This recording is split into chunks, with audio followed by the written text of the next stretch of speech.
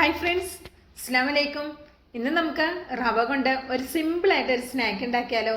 ഇനിയിപ്പോൾ സ്കൂൾ തുറക്കുകയാണ് അല്ലേ? കുട്ടികൾ സ്കൂളിട്ട് വരുന്ന സമയത്തൊക്കെ കൊടുക്കാൻ പറ്റിയ അടിപൊളി സ്നാക്കാണ്. സ്കൂൾക്ക് കൊടുത്തുവിടാനും പറ്റിയ സ്നാക്ക് കൂടിയാണ്. അപ്പോൾ 250 ml കപ്പിൽ 1 കപ്പ് റവ മിക്സിയുടെ ജാറിലേക്ക് ചേർത്ത് കൊടുത്തിട്ടുണ്ട്. ഇനി അതിലേക്ക് ഞാൻ 1 ഉണ്ട ശർക്കര ചേർത്തിട്ടുണ്ട്, 1 ടേബിൾ സ്പൂൺ കപ്പലണ്ടിയും ചേർത്തിട്ടുണ്ട്. ഇതെല്ലാം പാടെ നന്നായിട്ടൊന്ന് കറക്കി എടുത്തിട്ടുണ്ട്. അതിനുശേഷം ഞാൻ ഇതിലേക്ക് 3 ഏലക്കയും 1/4 ടീസ്പൂൺ വലിയ ജീരകവും ചേർത്ത് ഒന്ന് പൊടിച്ചെടുക്കുന്നുണ്ട് കേട്ടോ. ആദ്യം ഒന്നിങ്ങനെ കറക്കിയെടുത്തത് ഞാൻ ഈ ജീരകവും അതുപോലെ തന്നെ ഏലക്കയും ചേർക്കാൻ മറന്നു പോയതുകൊണ്ടാണ് രണ്ടാമത് ചേർത്ത് കൊടുത്തത്. നിങ്ങൾ ചേർക്കുമ്പോൾ ആദ്യം തന്നെ ചേർത്തിട്ട് പൊടിച്ചെടുത്താൽ മതി. ഇനി ജീരകത്തിൻ്റെ ടേസ്റ്റ് ഇഷ്ടമല്ല എന്നുണ്ടെങ്കിൽ ജീരകം ഒഴിവാക്കാം കേട്ടോ. ഇവിടെ ഇഷ്ടമായതുകൊണ്ടാണ് ഞാൻ ജീരകത്തിൻ്റെ ടേസ്റ്റ് ഇഷ്ടമാണ്, അതുകൊണ്ടാണ് ചേർത്ത് കൊടുത്തത്. പിന്നെ ഇതിലേക്ക് ഒരു 2 പിഞ്ച് ഉപ്പ് കൂടെ ചേർത്ത് കൊടുത്തിട്ടുണ്ട്. അതുപോലെ തന്നെ 2 ടീസ്പൂൺ നെയ്യ് കൂടെ ചേർത്ത് കൊടുക്കുന്നുണ്ട്. ഇനി ഇതിലേക്ക് 1/2 കപ്പ് പാല് കൂടെ ചേർത്തിട്ട് എല്ലാം പാടെ നന്നായിട്ടൊന്ന് മിക്സാക്കി കൊടുക്കാം. ഇതിലേക്ക് നമ്മൾ വെള്ളമൊന്നും യൂസ് ചെയ്യേണ്ട ആവശ്യമില്ല, ഇത് ഈ പാല് മാത്രം മതിയാകും. ഇനി ഇത് നമുക്കൊരു 10 മിനിറ്റ് റെസ്റ്റ് ചെയ്യാൻ വേണ്ടിയിട്ട് മാറ്റി വയ്ക്കാം. നല്ല ടേസ്റ്റാണ്, സിമ്പിളാണ് തയ്യാറാക്കി എടുക്കാനായിട്ട്. ചായക്കൊപ്പൊക്കെ അടിപൊളി കോമ്പിനേഷനാണ്. ഇനി ഇതിലേക്ക് നമ്മൾ ചേർത്ത് കൊടുക്കുന്നത് 1/4 കപ്പ് ഗോതമ്പ് പൊടിയാണ് എടുത്തിട്ടുള്ളത് കേട്ടോ. നിങ്ങൾക്ക് ഇനി മൈദ മതിയെങ്കിൽ മൈദയും ചേർത്ത് കൊടുക്കാം. ഞാൻ ഗോതമ്പ് പൊടി എടുത്തു എന്നുള്ളൂ. അപ്പോൾ ആ ഗോതമ്പ് പൊടി ഒന്നായിട്ട് ചേർക്കരുത്, കുറച്ചായിട്ട് ചേർത്ത് കൊടുക്കുക. നിങ്ങൾ എടുക്കുന്ന ഗോതമ്പ് പൊടിയും റവയും ഒക്കെ വെള്ളം കുടിക്കുന്നതിനെ ഡിപ്പെൻഡ് ചെയ്തിട്ടാണ് ഇതിൻ്റെ അളവ് വരിക കേട്ടോ. അപ്പോൾ നിങ്ങളിങ്ങനെ കുറച്ചായിട്ട് ഇട്ട് കൊടുത്ത് നോക്കിയിട്ട് ബാക്കിയെല്ലാം ഇട്ട് കൊടുക്കുക. ഞാൻ 1/4 കപ്പാണ് 1 കപ്പ് റവയിലേക്ക് എടുത്തത് ഗോതമ്പ് പൊടി കേട്ടോ. ഇത്രയും മതിയാകും. ഇനി ഇത് നമുക്ക് നന്നായിട്ടൊന്ന് കുഴച്ചെടുക്കാം. നമ്മളിതിലേക്ക് അപ്പസോഡയോ ബേക്കിംഗ് പൗഡറോ ഒന്നും ചേർത്ത് കൊടുത്തിട്ടില്ല. നിങ്ങൾക്ക് കുറച്ച് ഇത് നല്ലോണം പൊങ്ങി വരണമെന്നൊക്കെ ഉണ്ടെങ്കിൽ ഒരു 1/2 ടീസ്പൂണൊക്കെ ബേക്കിംഗ് പൗഡർ വേണമെങ്കിൽ ചേർത്ത് കൊടുക്കാം. ഞാൻ ചേർത്ത് കൊടുത്തിട്ടില്ല. ഇനി ഇതെല്ലാം കൂടി നന്നായിട്ടൊന്ന് കുഴച്ചിട്ട് വീണ്ടും ഒരു 10 മിനിറ്റ് നമുക്ക് റെസ്റ്റ് ചെയ്യാൻ വേണ്ടിയിട്ട് മാറ്റി വയ്ക്കാം. അപ്പോൾ പുറത്തുനിന്നൊന്നും നമ്മൾ ബിസ്ക്കറ്റ് ഒന്നും വാങ്ങി കുട്ടികൾക്ക് കൊടുക്കേണ്ട ആവശ്യമില്ല. ഇതുപോലെ റവയും ഗോതമ്പ് പൊടിയൊക്കെ ഉണ്ടെങ്കിൽ നമുക്ക് റെഡിയാക്കി എടുക്കാം. നിങ്ങൾക്ക് ഇനി നട്ട്സ് ക്രഷ് ചെയ്തിട്ട് ഇടണമെങ്കിൽ അങ്ങനെയും ഇടാം കേട്ടോ. അപ്പോഴും ഇങ്ങനെ ഇടയിൽ കടിക്കാൻ കിട്ടുമ്പോൾ നല്ല ടേസ്റ്റാണ്. അപ്പോൾ ഞാൻ അത് ഒരു 10 മിനിറ്റ് കഴിഞ്ഞിട്ട് തുറന്നിട്ട് ഇതുപോലെ ഒന്ന് കയ്യിലൊരല്പം ഓയിലാക്കിയിട്ട് ഇതുപോലെ ഒന്ന് കനം കുറച്ച് ഒന്ന് ഉരുട്ടിയെടുക്കുന്നുണ്ട്. ഞാൻ കുറച്ച് ചെറുതാക്കിയാണ് ഉണ്ടാക്കുന്നത്. നിങ്ങൾക്ക് കുറച്ച് വലുപ്പം വേണമെങ്കിൽ വലുതാക്കിയും ഉണ്ടാക്കിയെടുക്കാം കേട്ടോ.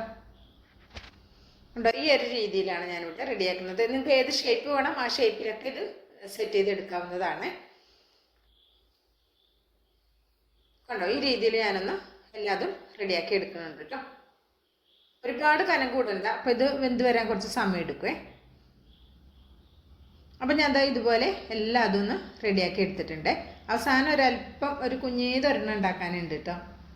അതെന്ത് സാധനം ഉണ്ടാക്കുമ്പോഴും അങ്ങനെയാണല്ലോ അല്ലേ, ലാസ്റ്റ് ഒരു ചെറിയൊരു സാധനം ഉണ്ടാക്കാൻ ഉണ്ടാവും. ചിലപ്പോൾ ചപ്പാത്തി ഉണ്ടാക്കുമ്പോഴും അങ്ങനെ ഉണ്ടാവലുണ്ട്, ചെറിയ കുഞ്ഞു മാവ്. കുട്ടികളൊക്കെ ചെറുതായിരുന്ന സമയത്ത് ഓർക്കത് പരത്താനായിട്ട് കൊടുക്കുകയായിരുന്നു.